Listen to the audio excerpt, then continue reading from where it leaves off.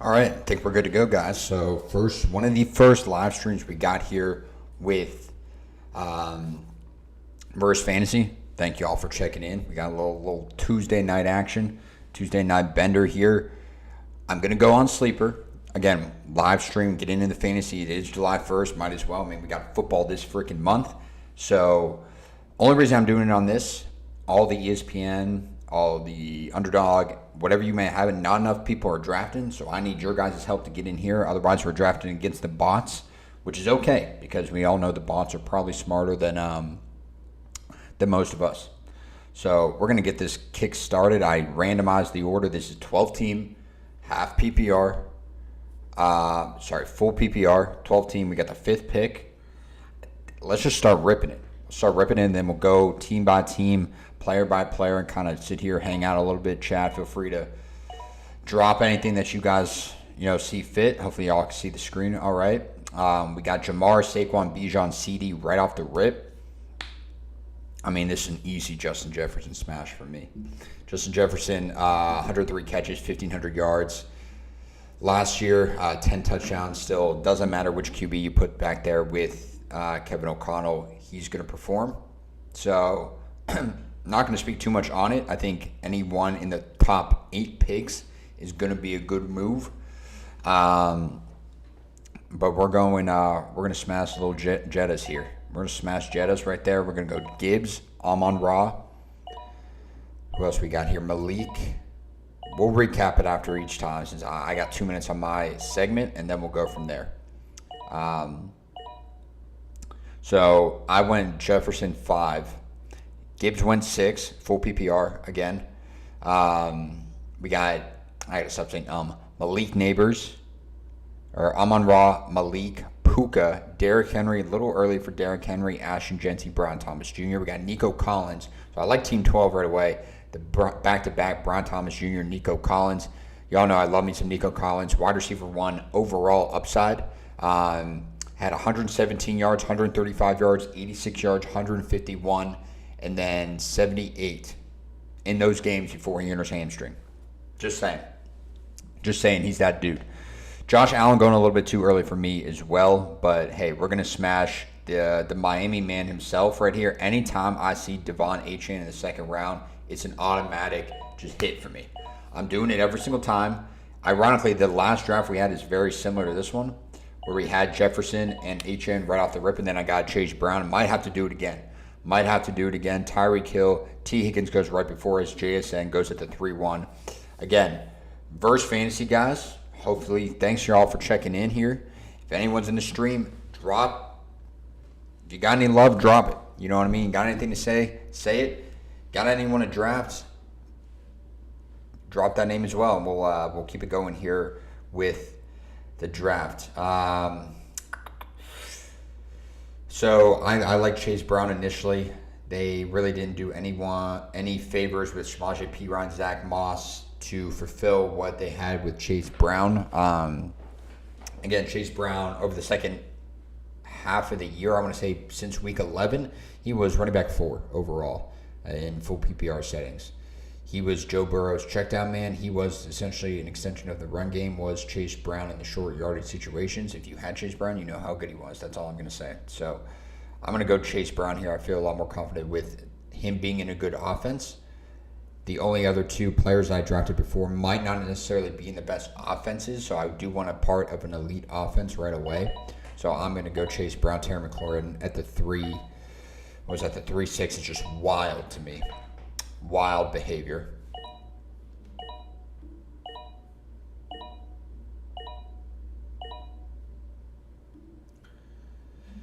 And then we got Kyron, Garrett Wilson, Breece Hall, James Cook, George Kittle at the 312. Now, I just made a video. If you want to go check that out on the channel, it's about the 4 most commonly drafted players that I'm seeing from myself and from a lot of the analysts in the fantasy community. George Kittle's one of them because he's drafted at the 412, not because he's drafted at the 312.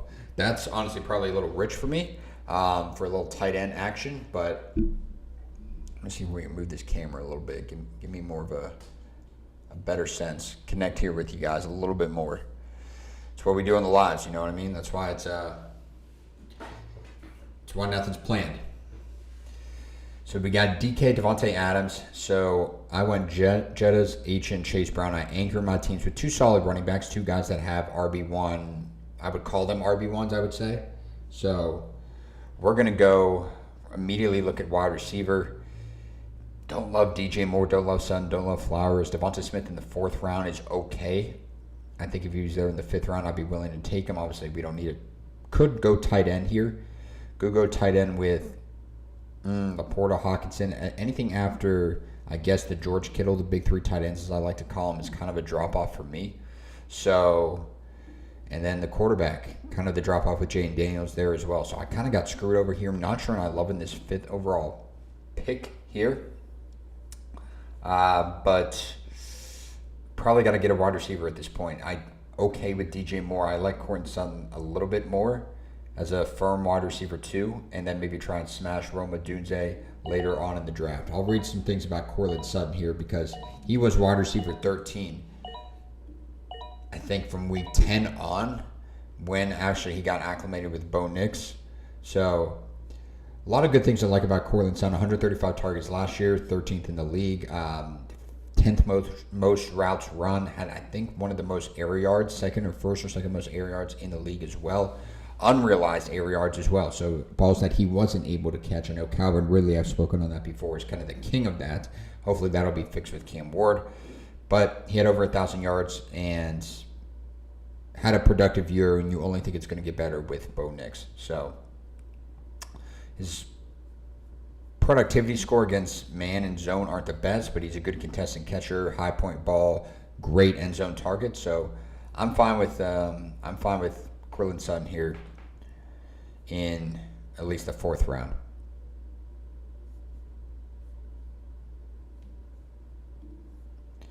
But now we're on the 5th round. So let's see what else we got here.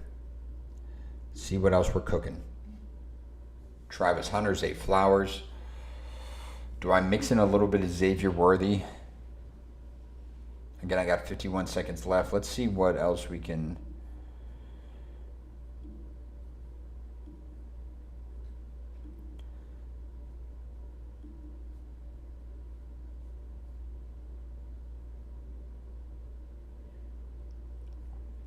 Let's see what else we can bring here. If anybody in the chat has any other takes that they want, feel free to drop them in. Now's the time to do so. Now's the time to do so. Travis Hunter's really rich there. QB-wise, Pat Mahomes, I don't mind getting another running back there. I've spoken how much I love James Conner at a certain price. And I'm probably not going to be able to get some of these guys on the turnaround in the 6th round. So I might go ahead and take James Conner here. Chuba Hubbard's fine, and Mixon are fine as well. Mixon wasn't the best the second half of the year. But we're going to live with what we got here with some of these players. RJ Harvey, obviously the exciting rookie from Denver, is getting a lot of steam as well. We got Joe Mixon, we got Chris Godwin, Isaiah Pacheco. And then now we go to maybe Crenshaw Jenkins or Travion Henderson.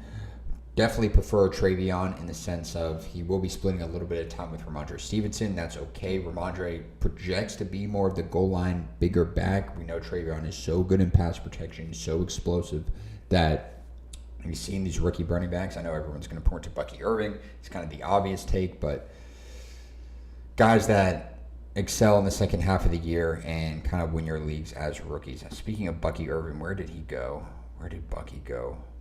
Bucky went at the 2.5. Give me a little Bucky at the 2.5. Talk about rich for me as well. So I think I would lean Travion here. I also don't mind DeAndre Swift. Could be a good time to smash on quarterback, maybe with Bo Nix as well.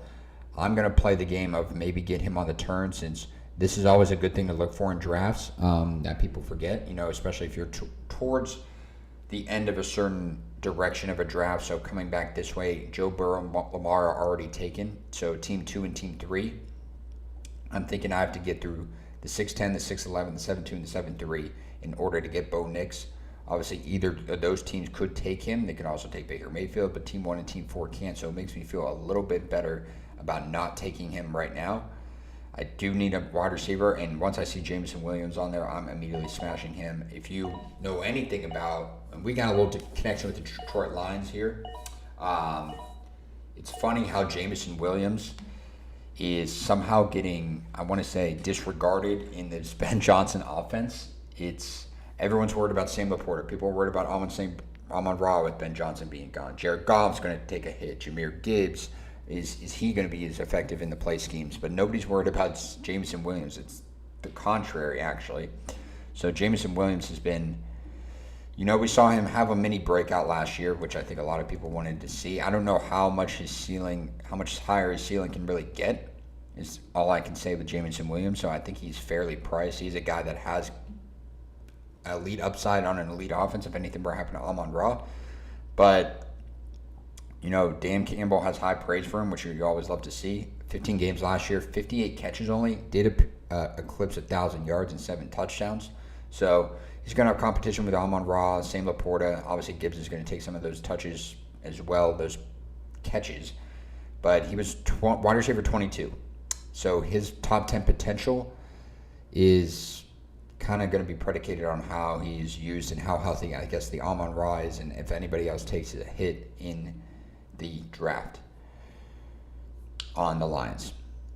So with that being said, I did already take him. So I wanted Bo Nix here, but I do love me some Rome Odunze, especially in this kind of format. It is a little bit juicy and good to know that I could get Rome here if I didn't get a QB, because there are some QBs, Caleb Williams, Brock Purdy. I would like to stack Cortland Sutton at least with Bo Nix. I think I would really like that. There are some really good QBs still down here, Drake May, so on and so forth. I'm not sure if I'm going to be able to get a firm wide receiver or even a tight end at that pick down there. So we're just going to rip it here. We're going to take Rome. I think I'm pretty set on wide receivers at this point, especially going into the draft, going into the year. If you think the wide receivers are a bit of a drop-off compared to what the running backs were, Rome, J-Mo, 2 upside guys that could fill in as a good flex spot with Cortland Sutton and Justin Jefferson. There, Bo Nix goes at the 7-8. I was definitely going to take him if he was still around here. Cooper Kupp, I absolutely hate Cooper Kupp. One of the worst metrics and fall-offs from last year. A lot of people talk about wide receiver cliffs and the drop-off from wide receivers when they hit a certain age. But a lot of people like to project it and predict when it's going to happen, i.e. Derrick Henry, it's going to happen. James Conner, it's going to happen. Aaron Jones, it's going to happen. But we've seen no signs of the running back cliff. Typically, there are signs. And all those 3 players I just named arguably had one of their best seasons last year. Cooper Kupp, on the other end, has been trending downward for 2 years. There's a reason they got rid of him. JSN plays in the slot more than anybody, so I don't know if they're going to move him outside. And then Cooper Kupp inside. Cooper Kupp, damn as hell, ain't going to be playing outside on anyone. So that's kind of my rant on Cooper Kupp. Don't love the pick there at the 8-7. With that being said, I did say I'm set on wide receivers. But if I wasn't, I would look into Juwan Jennings here for sure. I love me some Josh Downs. I scoop him up whenever I can in the 8th round. But necessarily don't need him at the moment. So what I do need is a tight end. So I am taking it a little bit more risk in these drafts. So give me some David Njoku here. We'll take David Njoku. Like him a lot more than the Jonnu Smith pick ahead. I think that was not updated from what's happened since he's gone to Pittsburgh. It says he's on Pittsburgh, though, so maybe it is. Evan Ingram, Deebo Samuel, Kyler Murray, Najee Harris. Then we got ETN. Then we got a little bit of run. Back-to-back San Francisco wide receivers. Got Ricky Pearsall going ahead of Juwan Jennings, which is just asinine to me. And then at this point, you can never have too many running backs. I only have 3 at this point. I do see myself maybe sprinkling in some Jordan Mason down here, maybe some Tanks Bigsby. So at this point, maybe I do just take my quarterback. I am between Brock Purdy and Caleb Williams. I did draft Rome Odunze, so at this point, I'm going to take Caleb Williams, a guy who's a freak athlete, as we know, has the ability to be a QB1 if he can limit his mistakes and run a more productive, efficient offense, which a lot of us expect him to do with Ben Johnson. Dalton Kincaid at the 10-7. Keon Coleman. There's the Jordan Mason pick at the 10-5, so that kind of screwed me over. And I already have my tight end. This team isn't a flashy team by any means, but I feel like we're okay. I really love my first 3 picks. Jefferson, Sutton, Jameson Williams, Rome. No real weaknesses there at all, actually. I kind of like that. Devon Achane, Chase Brown, James Conner. Actually, the more I look at this team, I like it a lot more. So, wide receivers or running backs, I think I only have 3 running backs at this point, so I am going to sprinkle a little bit more. Bashan Tootin is always like, this is the 10th round where you kind of expect to maybe dabble a little bit more in some sprints in the second half of the year with some rookie running backs. If you're, as long as you're fine holding on to those guys aren't that you're not going to just dump at the end of every year. You have the rookie button here, which is really, really cool on Sleeper. But I'm thinking of guys who have the highest upside in good offenses. They're usually tied to good offenses. Emeka Egbuka is one of my favorite players that was out of this year's draft. He's obviously a trendy pick. I think Tyjae Spears is more hated than he was just because we were promised this was going to be a 50-50 split.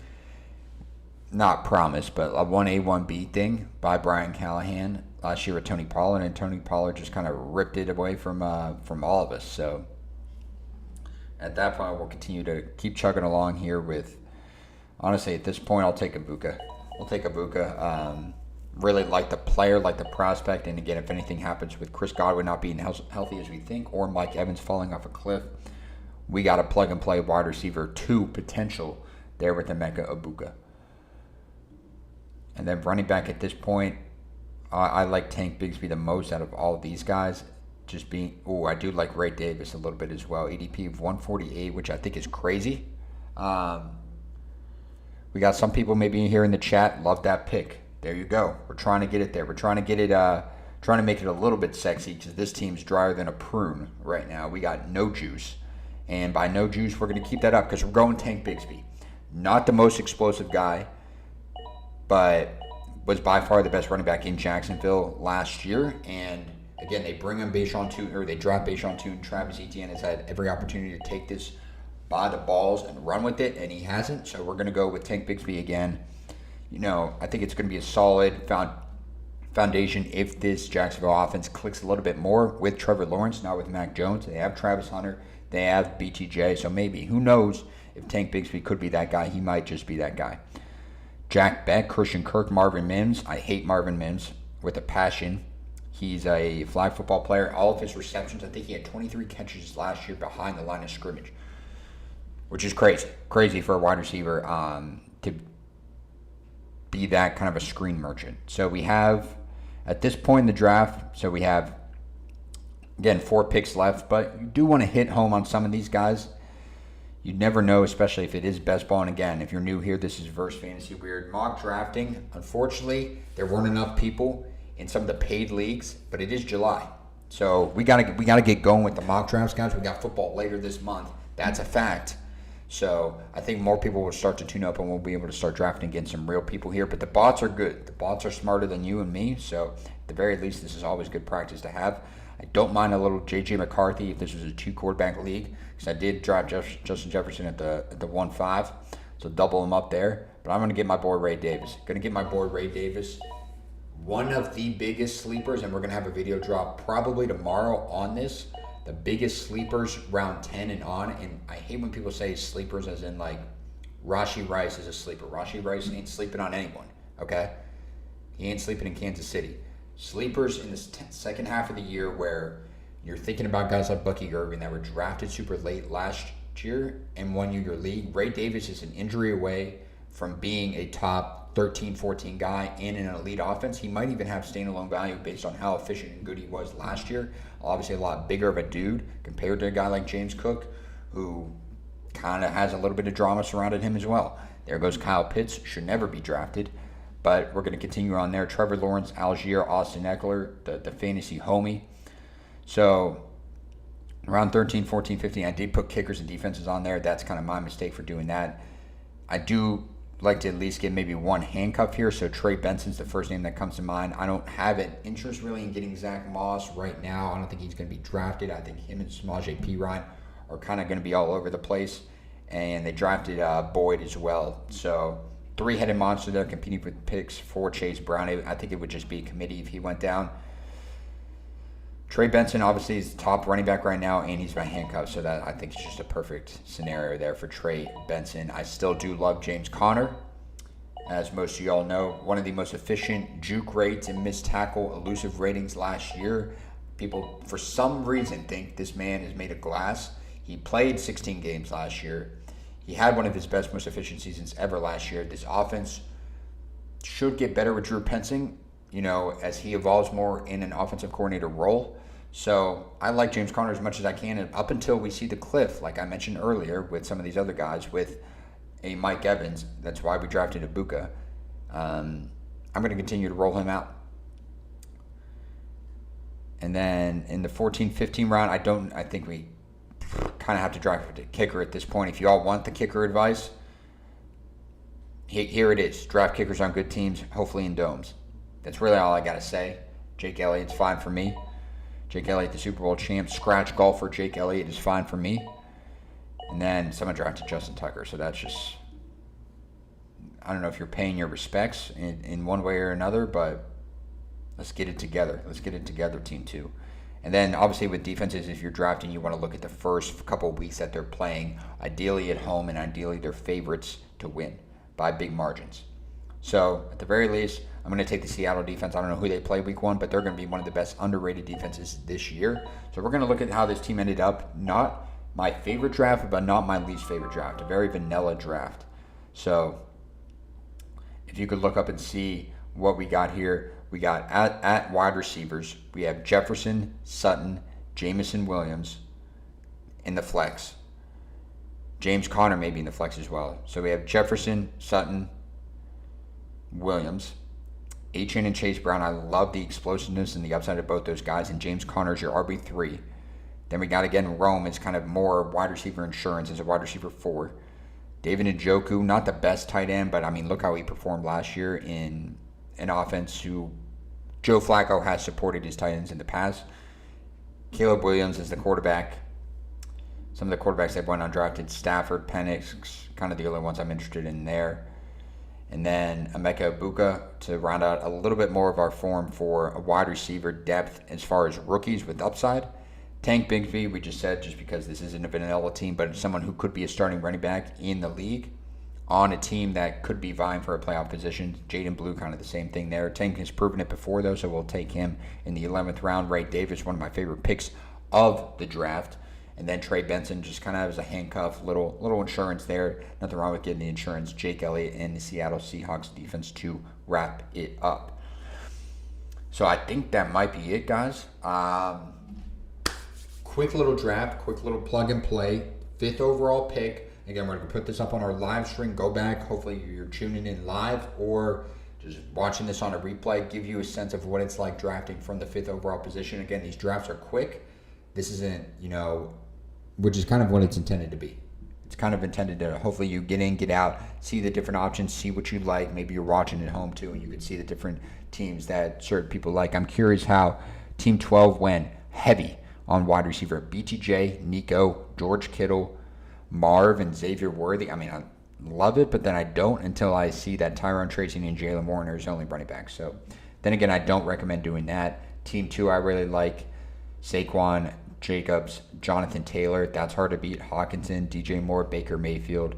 And then who's his wide receiver 2? Deebo Samuel. Probably could have done better there. Probably would have reached for wide receiver a little bit early, but hey, you do what you can. So I think our team is, above average here. Maybe not the best team. Team 2 is obviously going to be sexy. Team 1, anytime you're going to pair Jamar with Lamar, with Amar, whatever you want. Jamar, Lamar. Just keep the rhymes coming. So, all right, we are probably going to wrap up here. Thanks you all for tuning in. Go check out Verse Fantasy on all of our social media. If you want fantasy football stuff, if you want sports stuff, if you want to be entertained, hopefully, then feel free to hit the subscribe button and the button that looks like this, the little thumbs up. Much appreciated, and we'll see you all tomorrow.